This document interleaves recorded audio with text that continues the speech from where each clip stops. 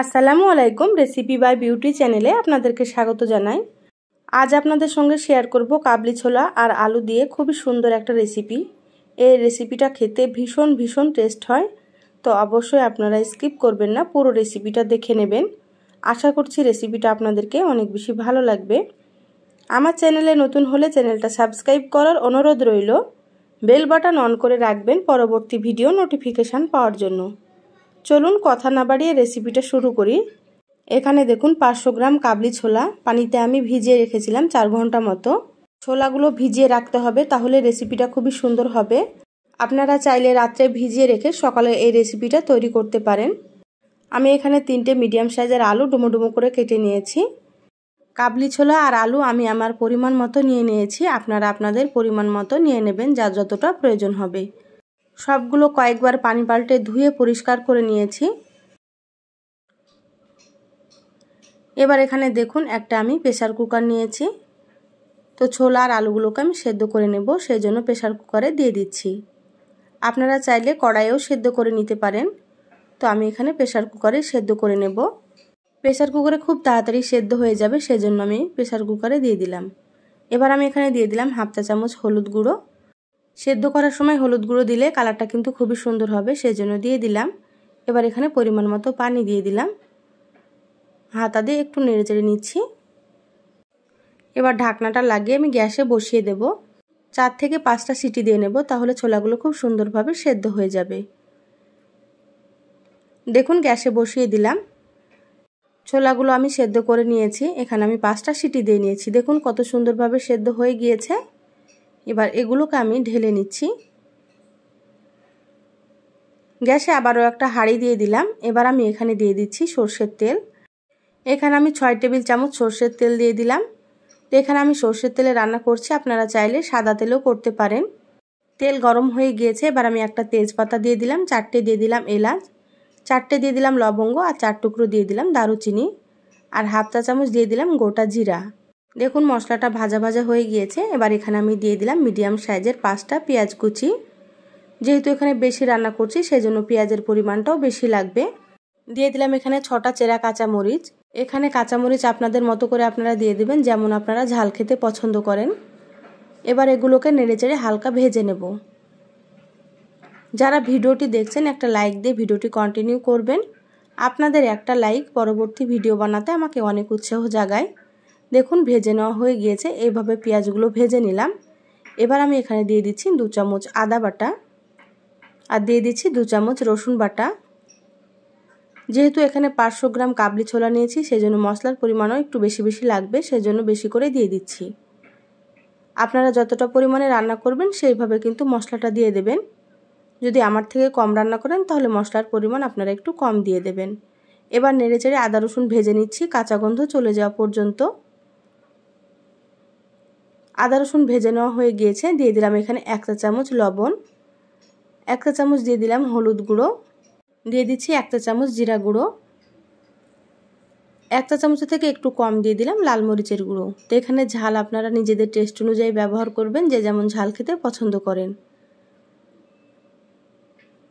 এবার এখানে দিয়ে দিচ্ছি 1 চা চামচ ধনিয়া গুঁড়ো, আর 1/2 চা চামচ দিয়ে দিচ্ছি কাশ্মীরি মরিচের গুঁড়ো। তো কাশ্মীরি মরিচের গুঁড়োতে ঝাল হবে না, আমি কালারের জন্য দিয়ে দিলাম, আপনারা চাইলে স্কিপ করতে পারেন। এবার এখানে সামান্য পানি দিয়ে দিচ্ছি।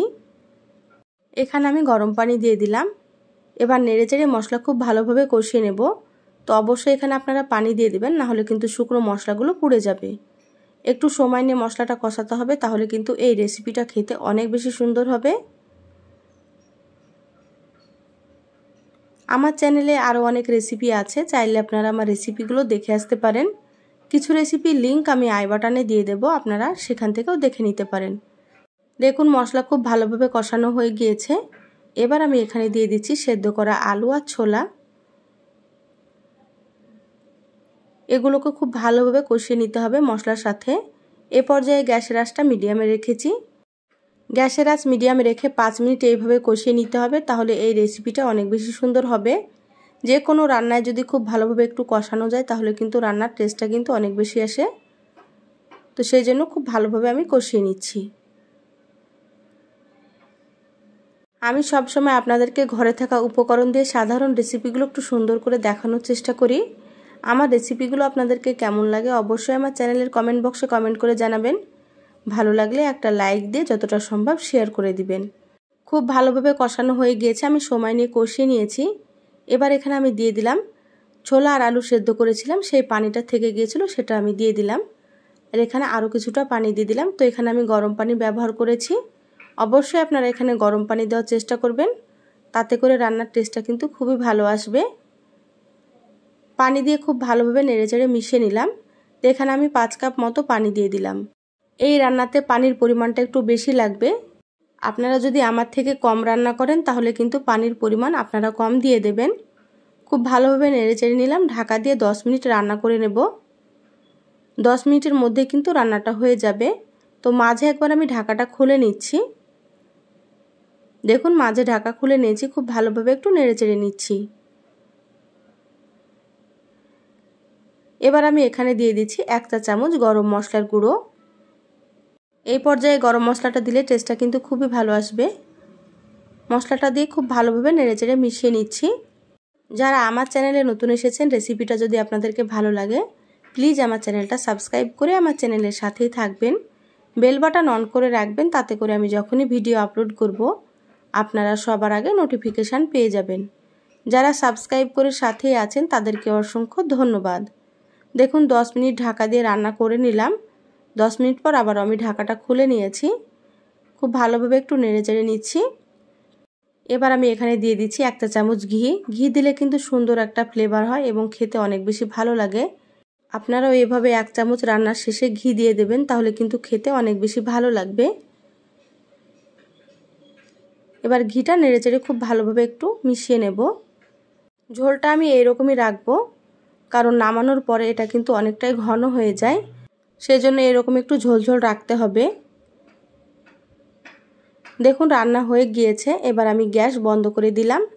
ঢাকা দিয়ে আমি 5 মিনিট রেখে দেব, তারপরে আপনাদেরকে সার্ভ করে নিয়ে দেখাচ্ছি। দেখুন 5 মিনিট পর আমি বলে ঢেলে নিয়েছি। আর দেখুন কালারটা কত সুন্দর হয়েছে। এই ছোলা রান্নাটা রুটি, পরোটা, গরম ভাত বা নান রুটির সাথেও কিন্তু খুবই ভালো লাগবে। বা আপনারা পেঁয়াজ শসা দিয়ে চাট করেও খেতে পারেন, এটা কিন্তু ভীষণ টেস্ট হয়। আমার এই ছোলা রান্নার রেসিপিটা ফলো করে অবশ্যই আপনারা একবার রান্না করে খেয়ে দেখবেন। খেয়ে আমাকে কমেন্ট করে জানাবেন আপনাদেরকে কেমন লেগেছে। এই সহজ রেসিপিটা আপনাদেরকে কেমন লাগলো অবশ্যই আমার চ্যানেলের কমেন্ট বক্সে কমেন্ট করে জানাবেন। ভালো লাগলে একটা লাইক দিন, যতটা সম্ভব বন্ধুদের সঙ্গে শেয়ার করে দিবেন। আর নতুন হলে চ্যানেলটা সাবস্ক্রাইব করে সাথেই থাকবেন। সবাই ভালো থাকবেন, সুস্থ থাকবেন। ফিরে আসবো আবারও কোনো নতুন রেসিপি নিয়ে। ধন্যবাদ সবাইকে। আল্লাহ হাফিজ।